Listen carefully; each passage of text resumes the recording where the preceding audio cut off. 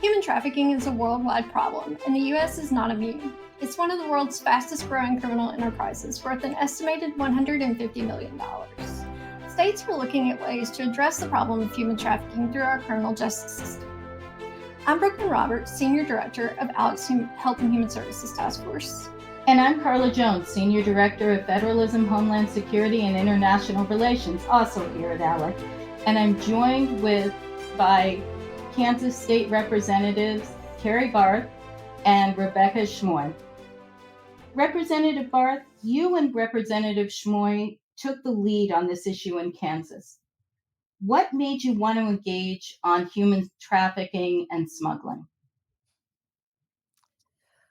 Well, thanks for having us on today. And that's a great question. It wasn't something that I was seeking out personally. It was actually because of Representative Schmoe and I's local Franklin County Sheriff, Jeff Richards, that had spoken with both of us addressing a specific problem we have here in Kansas with smuggling coming up from the border and into Kansas, specifically because we have multiple different highway systems that are involved, especially having I-35 coming directly from the border up through Kansas.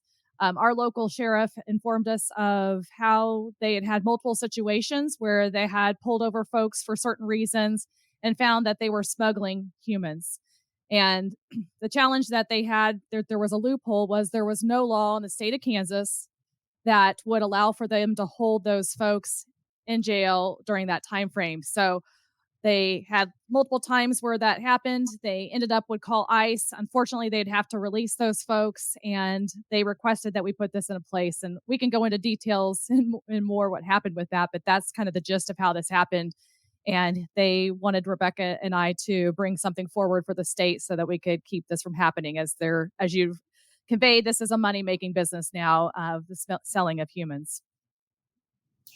Have you faced any opposition to your efforts?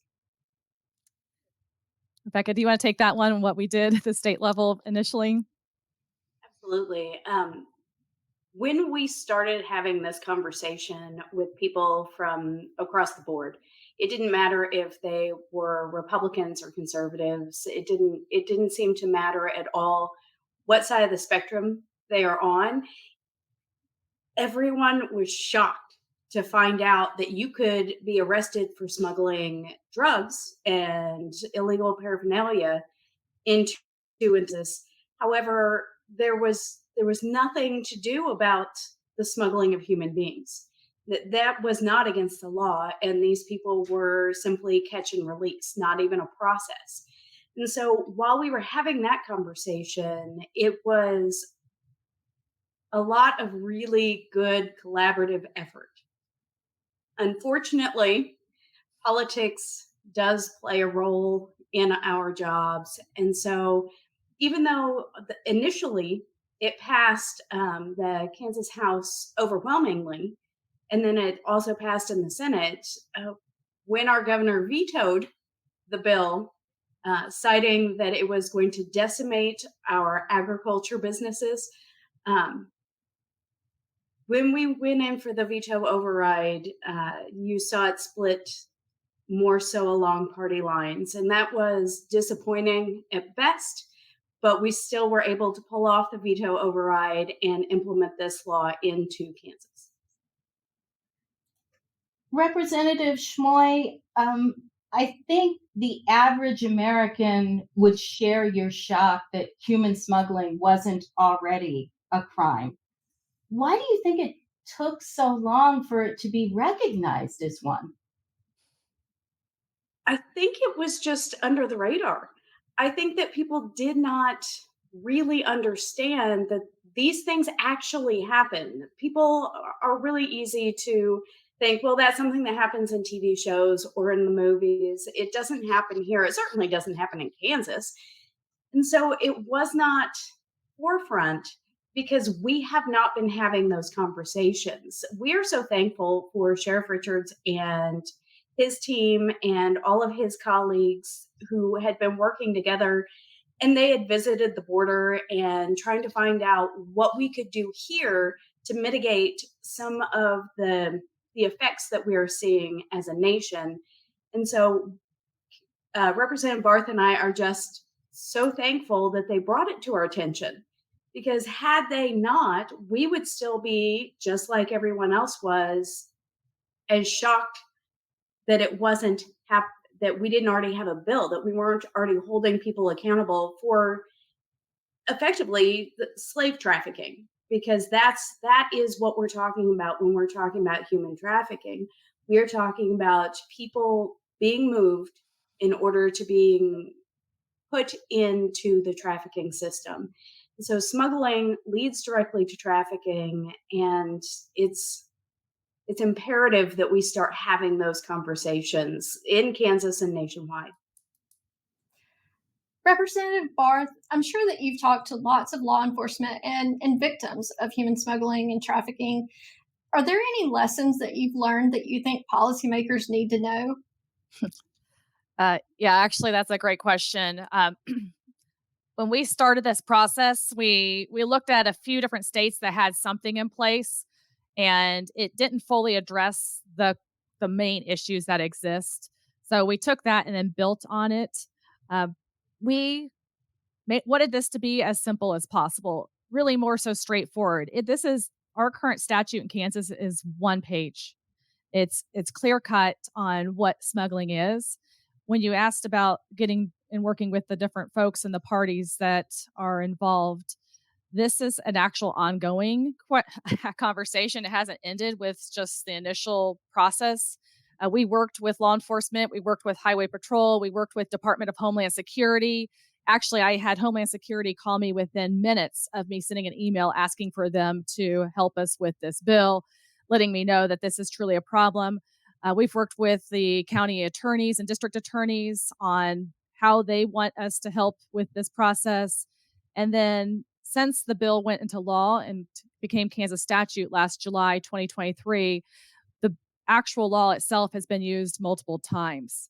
And with that process, I've gotten involved because I'm now on the state human trafficking advisory board and have made a lot of great relationships there to be able to continue this conversation with all parties involved, across folks that support victims to those in law enforcement, those that provide training on human trafficking and smuggling.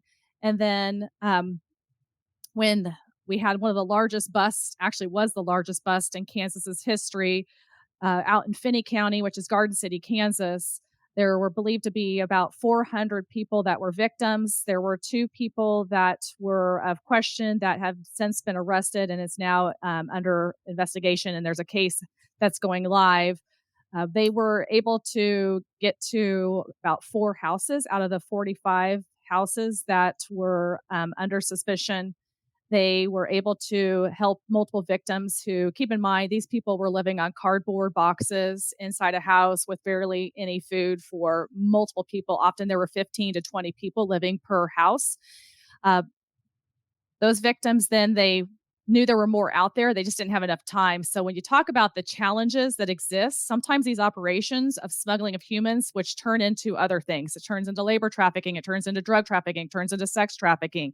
It's really just the gateway of other things that are being taken advantage of. They actually put out a notice to the public that if you are a victim of this crime, to come forward. And they ended up with 67 individuals. Since then, a bunch of those have actually disappeared, unfortunately. But they're down to now 11 victims that they're able to have and help with the crime. What we've learned with my involvement with reaching out with that county attorney and working with her closely is that there's some gaps in the federal laws and federal regulation, which is the biggest challenge we have right now is at the federal level. So she and others are working with our congressmen, notifying them of this problem, and it's close to their hearts as well as something that they want to fix. No progress as of yet that I know of, but we're hopeful that we'll get some things changed at the federal level so that we can help the victims more proactively going forward. Representative Schmoe, when we think of people being trafficked, we generally think of females. Is this a misconception? Are the majority of trafficked victims females, or are we misreading things? Honestly, it is mostly women. It is mostly young women. As a mom of boys, you don't you don't think that that's a conversation that you're going to have with your young men. However, it is inclusive of everyone. When someone is able to sell a human being, when someone takes the the moral steps back to be able to sell another person, whether it is into sex trafficking, whether it is into drugs, or whether it is into labor trafficking, you don't see a definitive, well, we can do it to this segment of the population or we can do it to that. We have seen victims across the board at various ages, and both male and female, and it is a very prevalent problem. However, we do see it more in women. It is heard more about women, and as someone who works with women's self-defense organizations and things like that, we've been having that conversation for a very long time. How to have situational awareness, what to look for, how to keep yourself safe. And we have neglected to reach out to young men and have those same conversations. Everyone just assumes that young men grow up learning those things. And unfortunately, that's not the case. And so there has been an increased number of men, especially when you look into the labor trafficking and the drug trafficking side of things. Mhm. Representative Barth, as she mentioned, when we think of human trafficking, we think of sex trafficking, but a large percentage of trafficking is labor trafficking. Do you think that there is enough emphasis or education on that for law enforcement and policymakers?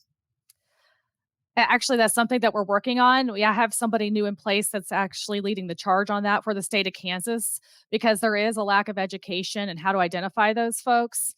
Uh, and like Representative Schmoe said, this is children. These are, younger girls. These are women. They're men, all of the above that have been smuggled and are trafficked. And education's a huge part of it. Uh, Here recently, we had a 10-year-old little girl that was being smuggled from the border up to Iowa, coming through I-35 through Kansas.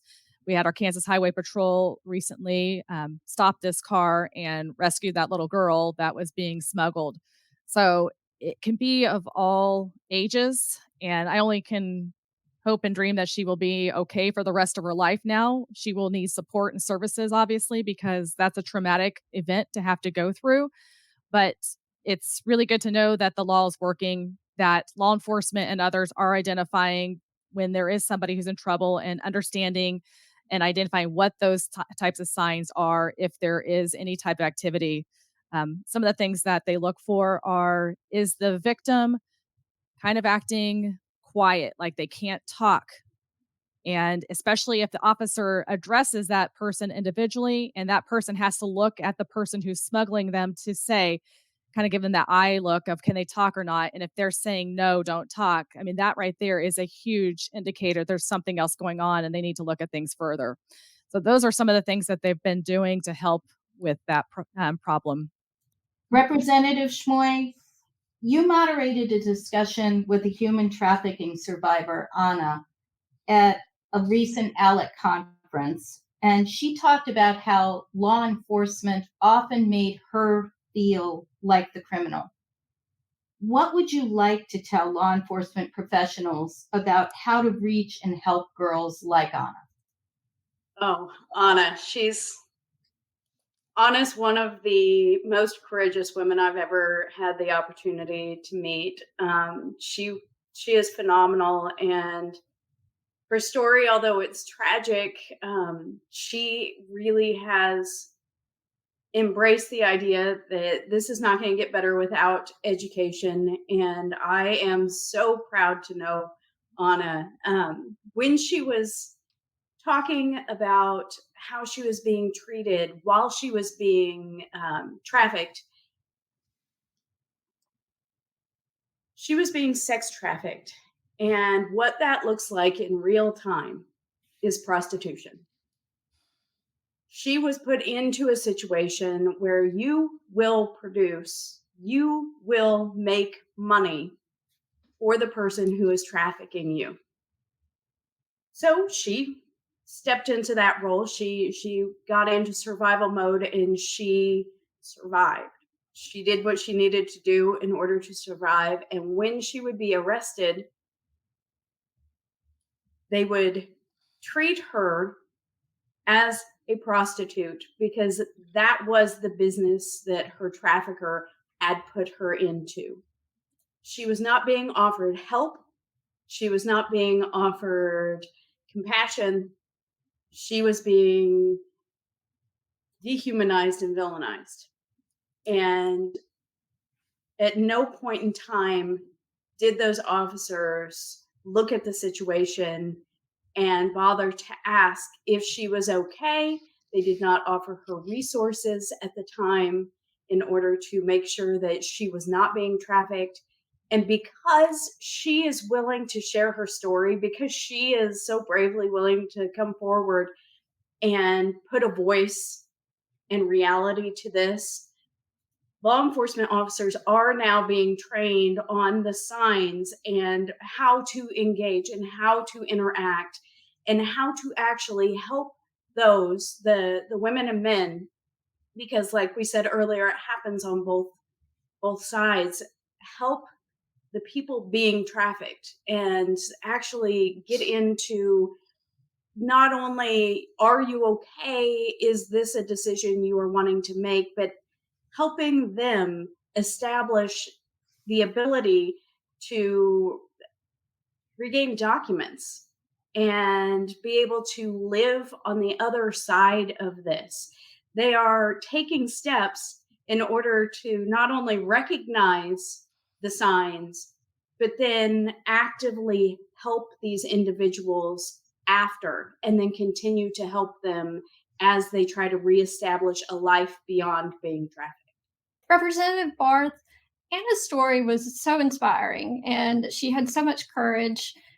She, talked about feeling like a victim, or feeling like she was being treated as a criminal instead of a victim. Is there anything that you can tell us about how law enforcement operates and how we can change that?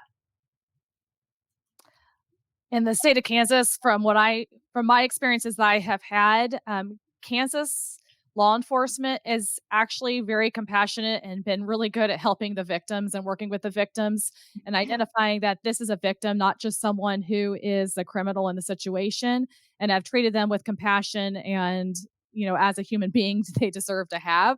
So I think, Kansas, that is something that we're really good at, and they train to make sure that they are, treating these folks as victims when that's the case. Something that you said earlier that I wanted to address, because we kind of go down a lot of rabbit holes in this world with the different things that happen because there are so many different aspects of this.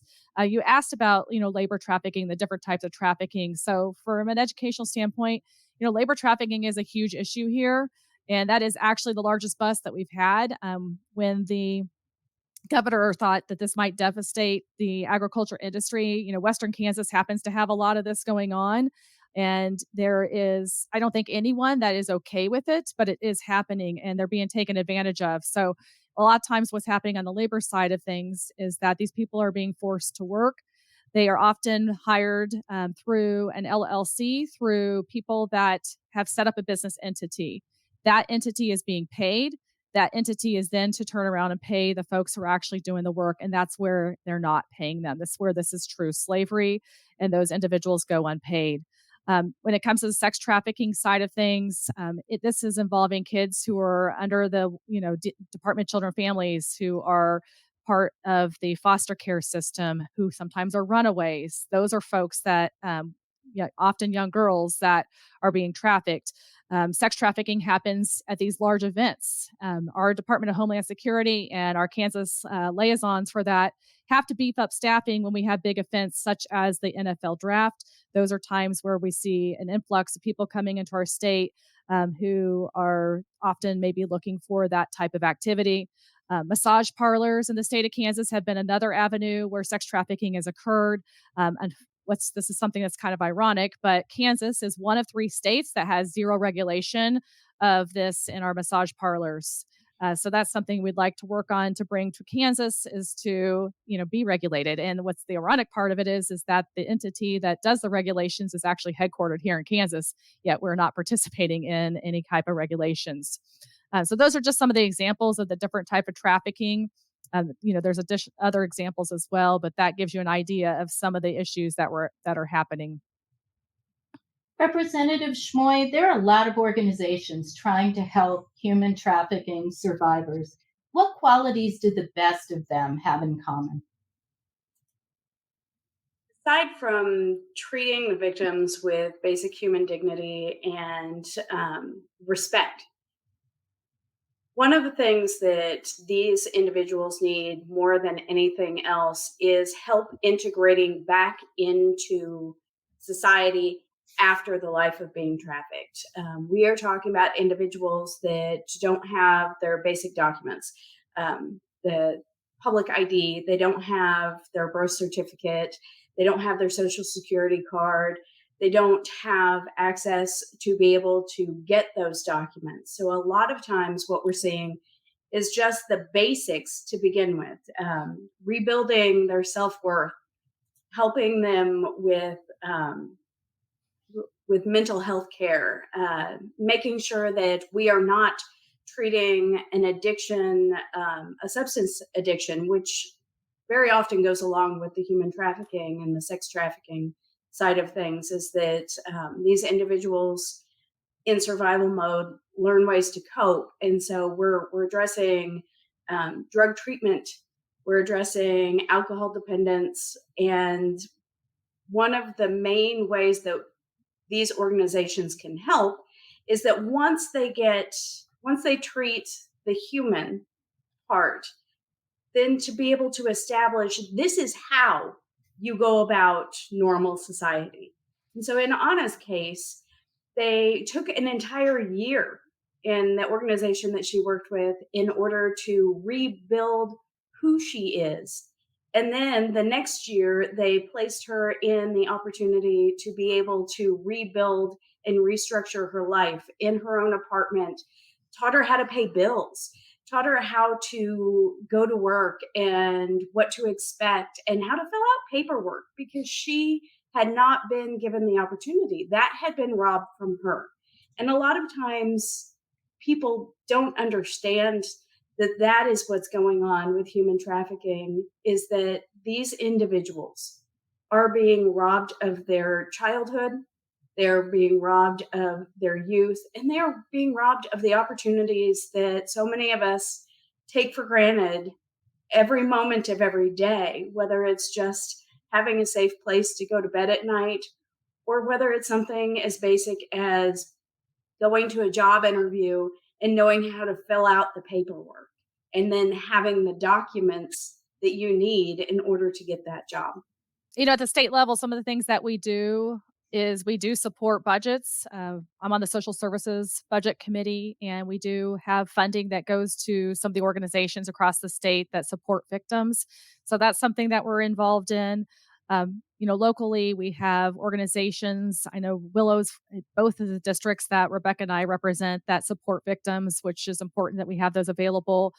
And then there's a group out of Wichita, Hope Branch, that does some things that I think are incredible because, like Rebecca mentioned, it takes a long time. And so the program there is often 18 months of working with these individuals. And it's multiple women living together who've gone through a very similar situation that's been pretty tragic. It also has a faith-based Christian aspect to it. So these women are getting to go to church. They are getting to live as a family, as their own support system. They get resources brought in to help them with dealing with the issues that they've had, and really helping them with how are we going to incorporate back into society. They also get part-time jobs when they're ready, and then they are ready to go back to work when they graduate from the program. So it's incredible things like that that are being provided to help some of these folks that are being taken advantage of. Well, I want to thank you both so much for your leadership on this very important issue, for taking the time to educate our members today, and for introducing model policy at ALEC's Federalism, Homeland Security, and International Relations Task Force. You two truly are heroes. And we're fortunate to have leaders like you at ALEC as we celebrate Women's History Month and, frankly, beyond. Thank you. Thank you very Thank much. you. Yes, thank you so much for being able to give us a voice on this so that we can share that voice with so many others. Because Representative Barth and I, we don't consider ourselves heroes. We are public servants, and it just so happens that the people that we are serving when we're talking about this are the law enforcement officers that are the heroes, and that they are the victims in this.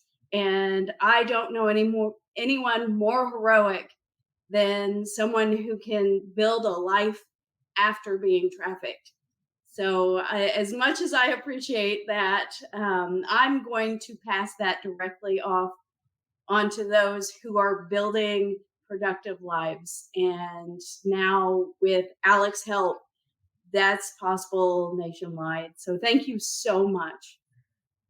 Yeah, and I just want to say thank you as well. And for most people, they may not know, but Representative Schmoe and I are not only in neighboring districts, we share an office at the Kansas State House Capitol together. I am super proud to work hand in hand with her and the other legislators and the other parties of the state that helped us. It's going to take more of us standing up to what's right. It's not my saying, but God's children are not for sale. And we also are very thankful for ALEC, because back in Scottsdale in the fall last year, we were able to present this statute that we brought forth from Kansas, and it became model policy for other states to use. So we are grateful that it's out there, and then other states can implement this as well. So thank you guys for that.